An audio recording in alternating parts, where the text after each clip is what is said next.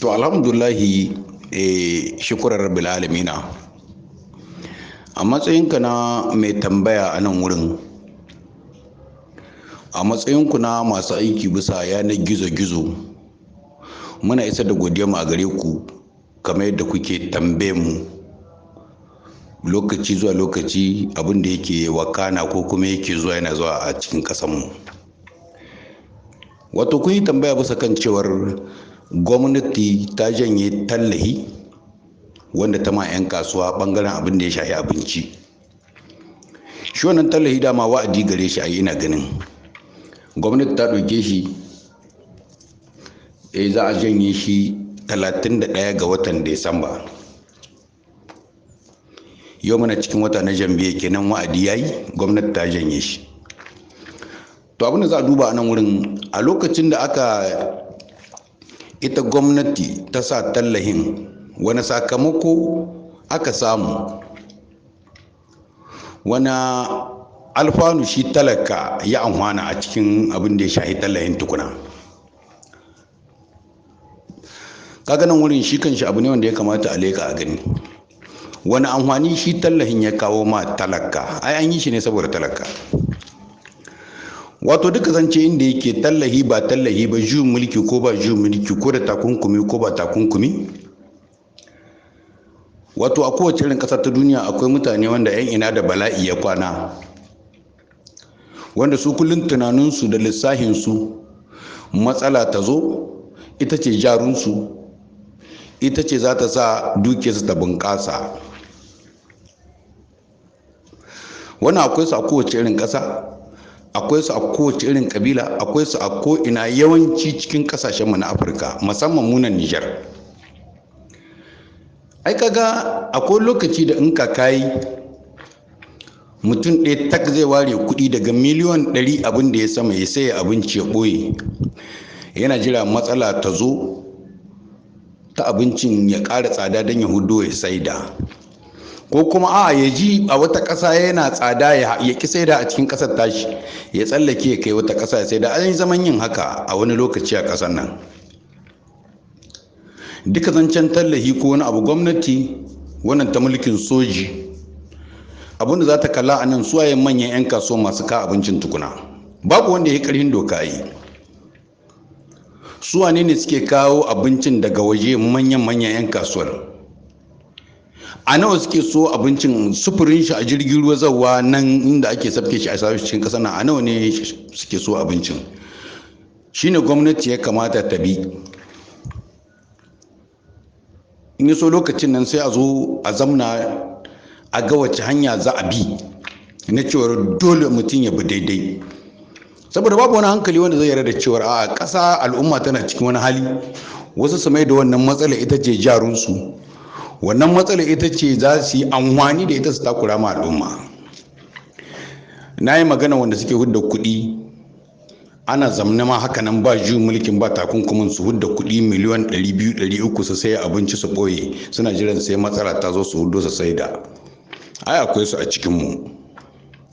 Su kuma duk lokacin da kaga suna bunƙasa ko suna sayan motoci ko suna sayan gidaje, in ka bincika sama da mutum 1000 sun gudu, wasu suna cikin wata matsala.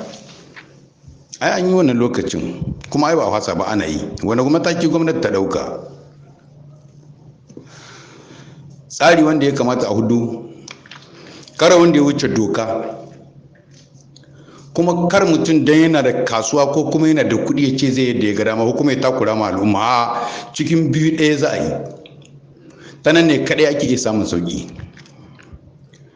Ka ɗauki misali, idan azumi ya zo a cikin ƙasar nan tamu, duk abin da ake saida dala 100 kafin azumin ya zo, ko su raba shi biyu ka saye shi 100, ko kuma a ce babu ma na 100 sai na 150. To haka wannan ai ba takunkumi bane, ba juyin mulki bane ba, al'adar mu ce ta mu kasashen mu. To duk yana daga cikin lissafin da za a yi a nan wurin. Sannan gwamnati dole ta zamna ta gami za ta wani mataki ya kamata ta ɗauka, su wane ne manya-manyan 'yan kasuwa. Ai an san su, ai ba su yi kilge ba wanda suke kawo abincin. A lokacin da aka yi juyin mulki akwai wanda suna da abincin a ajiye, aka yi juyin mulkin suka kare kuɗi.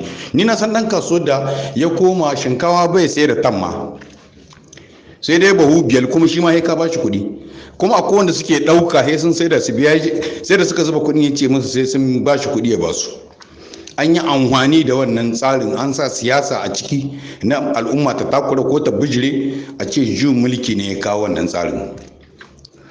To don haka nan wurin tallahi ba tallahi ba, takunkumi ko ba takunkumi, tsare abinci ko ba tsare abinci, akwai al'ada, akwai rishin imani, akwai kuma 'yan ina da bala'i ya kwana, masu son wannan abin ya yi tsawo, suna ganin shine zai sa dukiyarsu ta karu, wanda su a wurinsu, in akwai a wurinsu babu ruwansu da wanda ba shi, ko kuma sun ci dubu takwan da yunwa. Duka wannan tsarin shine ya kama nan. Magana gyara soja ta zo, ba a gyara Nijar sai ran wasu ya ɓaci, dole sai ran wani ya ɓaci. Idan ka ce za ka gyara ƙasar nan, to idan ka ce ba za ka ɓata ma wani rai ba, to kai naka ya ɓaci, kai mai mulkin. Wurin ne aka zo, nan ne aka zo, mun zo wurin gyara suka zo. To dole za su rimtsa ido, su hudda sarai, su hudda zancen a'a wannan ko jiya ya mu kaza, ko a'a magana ƙasa ake, magana gyara ake, magana al'umma ake. To dole ba a iya gyara ƙasar nan, dole sai ran wasu ya ɓaci, dole in har gyara ake so na gaskiya, kuma dole sai doka mai ƙarfi ta yi aiki. Amma ba haka nan ba, kewayawa ne za mu rika yi, saboda mentalitanmu ita ce matsala.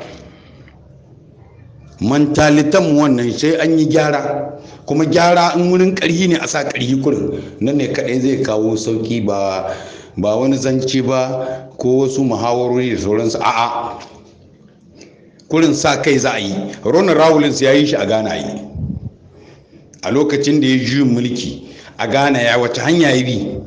Kasuwa gaba ɗaya ya ɓadda, saboda ya musu magana so ɗaya so biyu sun kiyarra. A wancan lokacin masu mulki a Ghana, a wancan lokacin mace ɗaya take sai daga rogo a Ghana, ita ɗayan tarihe babu. To don haka soja a nan wurin abinda za su yi lissafi, su fara kilga saura kwana nawa watan azumi ya zo.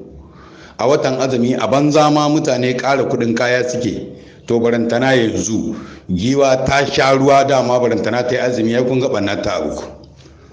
To soji a nan wurin su mutane suka ma zuru, Allah suka ma zuru, soji suka ma zuru, su suka ɗauki mulki, su suka ce za su iya ko. To a nan wurin aiki yana gare su, aiki ya zama a gare su. Ka ɗauki misali yau takunkumin da aka samu na kuɗi, a cikin wata uku shome na kwana nawa ake yi? Ma'aikata kwana nawa suke a jere a bakin banki suna son kuɗin? Ma'aikaci, mushinan makaranta, da an ce an yi albashi, in ka je ranar litinin ko talata za ka iske wata lakwal da mushinan makarantar rabi duk sun ta neman kuɗinsu, kuma tana waran nan ba sa same shi ba. In aka yi kwana uku ba su koya lakwal bayani aka yi. Ma'aikata na bariki wanda suke aiki cikin bururruka, sai su kuma 3-4 suna zuwa banki wurin neman albashinsu. Kaga wannan duka wani abubuwa ne wanda yake dole matakai ne za a ɗauka.